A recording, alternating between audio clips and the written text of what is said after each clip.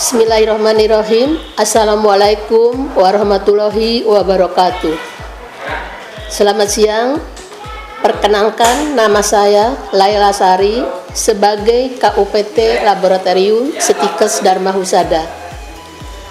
Laboratorium merupakan salah satu unsur pendukung strategis bagi kegiatan akademi di perguruan tinggi. Juga sebagai ujung tombak pembelajaran praktek kesehatan, laboratorium juga merupakan sarana bagi mahasiswa dan dosen dalam melakukan kegiatan pendidikan, penelitian, dan pengabdian masyarakat. UPT Laboratorium bertanggung jawab langsung kepada Waket 1 bidang akademi dan kemahasiswaan. Tujuan dari didirikannya laboratorium yaitu agar mahasiswa lebih terampil dan dapat bersaing dengan mahasiswa lain di era globalisasi dan tidak ketinggalan oleh iptek kesehatan, dan apabila mahasiswa telah lulus dapat menjadi tenaga kesehatan yang profesional dan siap guna. UPT Laboratorium merupakan laboratorium terpadu yang dipergunakan praktikum oleh mahasiswa keperawatan, yaitu diploma 3 keperawatan, sarjana keperawatan, dan profesionus, oleh kebidanan, diploma 3 kebidanan, sarjana kebidanan, dan magister terapan kebidanan, kemudian diploma 3 refraksi optisi, dan S1 kesehatan atau sarjana kesehatan masyarakat. Luas laboratorium kurang lebih 5.000 meter persegi yang terdiri 2 lantai dan 20 ruangan yang memiliki 16 kamar mandi. Staf laboratorium sebanyak 9 orang yang standby di laboratorium. Pengelolaan laboratorium adalah pertama, membuat perencanaan kebutuhan baik untuk skill lab maupun untuk praktek mandiri, yaitu mulai dari alat-alat praktikum dan BHP atau bahan habis pakai yang dibutuhkan sesuai dengan kompetensi yang dibutuhkan oleh tiap prodi masing-masing yang dilaksanakan pada awal semester. Kemudian hasil kajian apa usulan dari prodi, tiap prodi adalah diolah dan dianalisa langsung diusulkan kepada Waket 1 yaitu tentang kebutuhan HP dan alat sesuai dengan usulan dari prodi masing-masing. Untuk struktur organisasi, bahwa staf laboratorium ada 9 orang, yaitu bertanggung jawab masing-masing di tiap bagiannya, yaitu ada penanggung jawab laboratorium kebidanan, laboratorium keperawatan, laboratorium kesehatan masyarakat, laboratorium refraksi optisi, laboratorium S1 keperawatan, D3 keperawatan, D3 kebidanan, S2 kebidanan. Yang setiap mahasiswa yang praktikum harus melaksanakan SOP yang telah dibuat oleh laboratorium dan harus melaksanakan tata tertib laboratorium. Di antaranya adalah laboratorium mulai dibuka untuk dipakai praktek mahasiswa adalah mulai jam 8 sampai jam 16 sore, mulai hari Senin sampai hari Jumat untuk mahasiswa yang reguler. Untuk mahasiswa yang non reguler adalah hari Jumat dan hari Sabtu. Dan diantaranya bahwa salah satu tata tertibnya adalah mahasiswa tidak diperkenankan membawa bahan-bahan atau HP, tas, kemudian membawa makanan ke ruangan praktikum, dan memakai juga baju praktikum.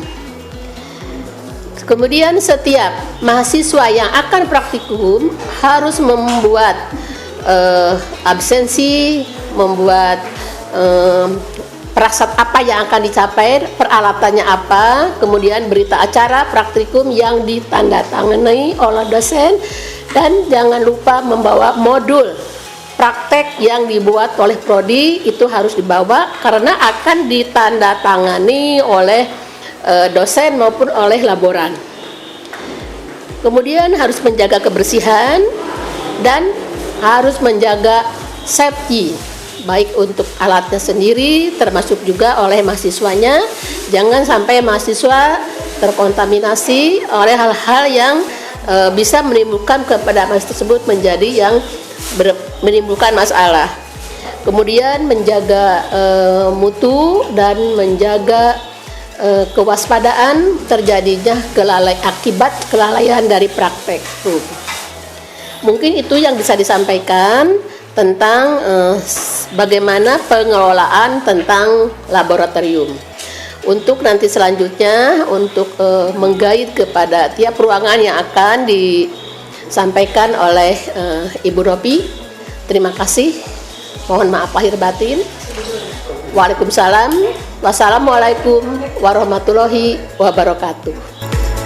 Laboratorium Stikes Dharma Husada Bandung merupakan laboratorium terpadu yang digunakan oleh program studi yaitu Diploma 3 Kebidanan, Diploma 3 Keperawatan, Diploma 3 Refraksi Optisi, Sarjana Kebidanan, Sarjana Keperawatan dan Profesi Nurse, Sarjana Kesehatan Masyarakat, dan Magister Terapan Kebidanan. Laboratorium memiliki 18 ruangan praktikum yang dapat digunakan oleh mahasiswa dan dosen. Laboratorium juga memiliki sarana dan prasarana diantaranya ruang tunggu dosen, ruang staf, ruang sentral alat,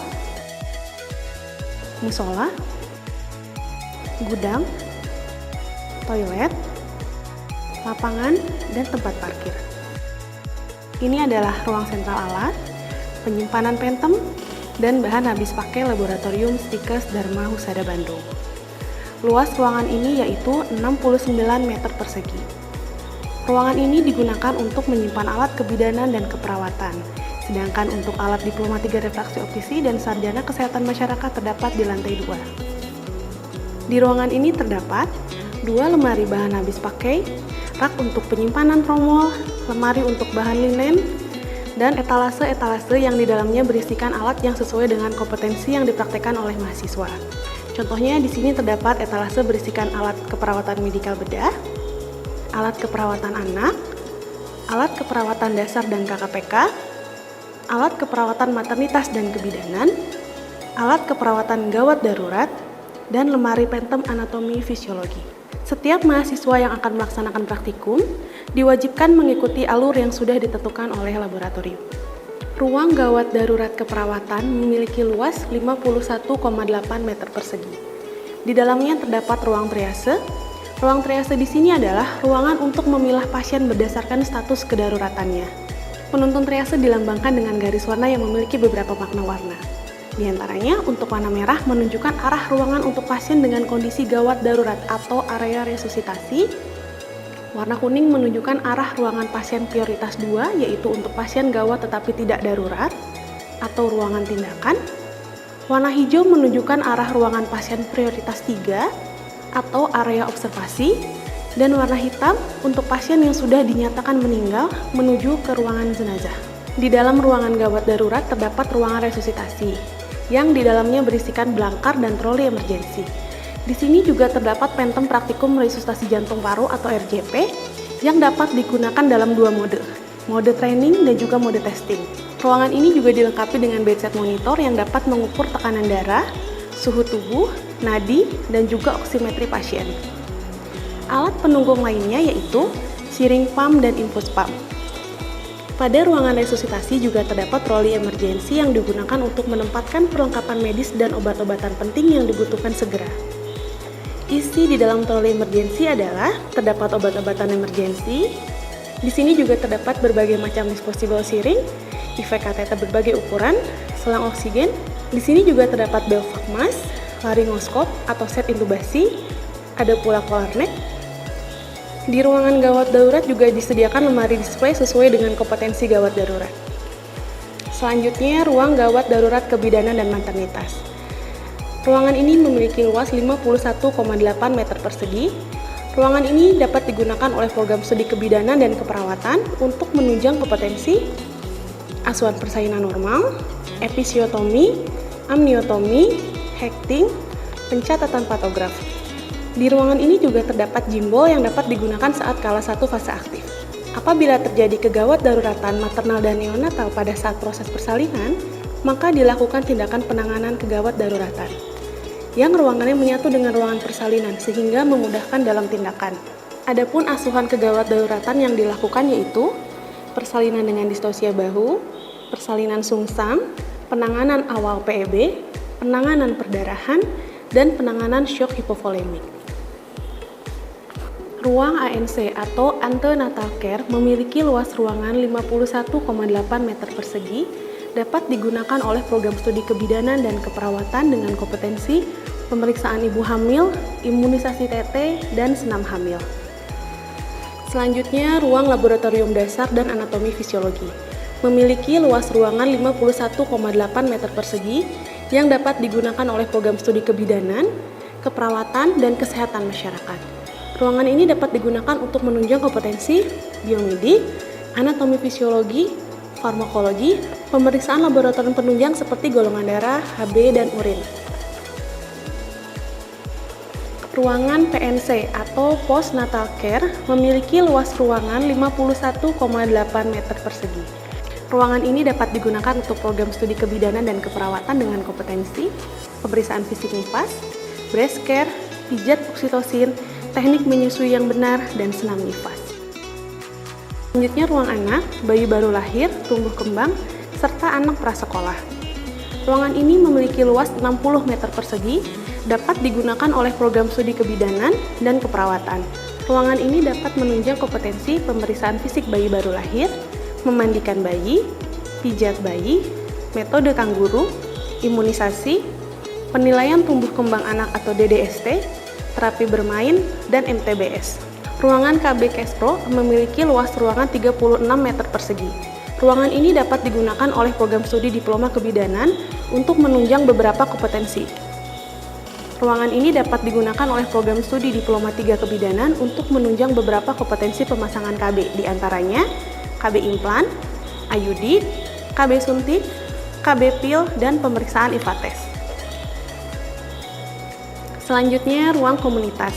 Ruangan ini memiliki luas 51,8 meter persegi. Ruangan ini dapat digunakan oleh program studi kebidanan, keperawatan, dan kesehatan masyarakat. Ruangan ini dapat menunjang kompetensi posyandu, pencatatan kohort, role play, kegiatan MMD, imunisasi, gizi.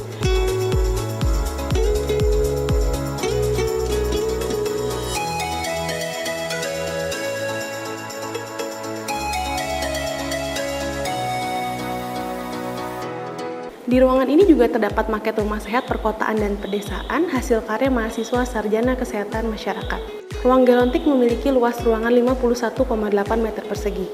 Ruangan ini dapat digunakan oleh program studi keperawatan untuk menunjang kompetensi pengkajian lansia, terapi komplementer, dan keperawatan dalam pelayanan primer. Selanjutnya, ruang epidemiologi memiliki luas ruangan 51,8 meter persegi. Ruangan ini dapat digunakan oleh mahasiswa program studi sarjana kesehatan masyarakat untuk mengolah data dan menganalisis data. Selanjutnya, ruang counseling memiliki luas ruangan 51,8 meter persegi. Ruangan ini dapat digunakan oleh program studi sarjana kesehatan masyarakat untuk menunjang kompetensi mata kuliah ergonomi. Di ruangan ini juga terdapat lemari berisikan alat K3 atau keselamatan dan kesehatan kerja untuk meningkatkan pengetahuan mahasiswa tentang apa itu K3. Selanjutnya, ruang keperawatan jiwa. Ruangan ini memiliki luas 36 meter persegi, dapat digunakan oleh mahasiswa program studi keperawatan.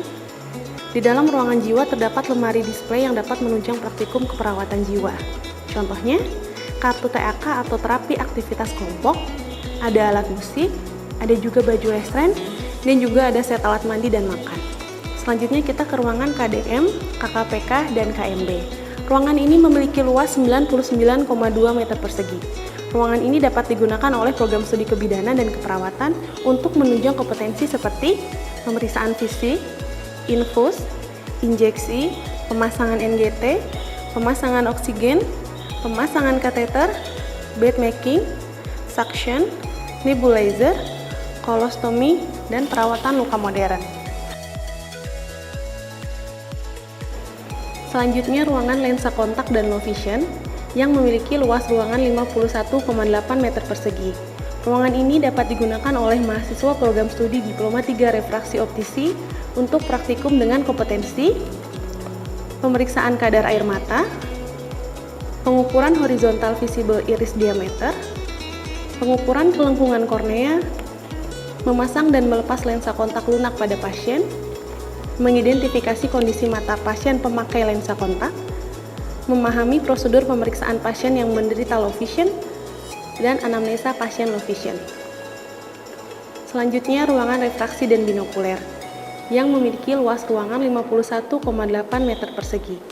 Ruangan ini dapat digunakan oleh mahasiswa program studi Diploma 3 Refraksi Optisi untuk praktikum dengan kompetensi pemeriksaan tajam penglihatan, koreksi base visus sparis, kesejajaran fiksasi penglihatan mata pasien, uji lapang pandang pasien, uji keseimbangan binokuler mata binokuler, identifikasi fungsi okulomotorik, identifikasi posisi bola mata, pemeriksaan penglihatan binokuler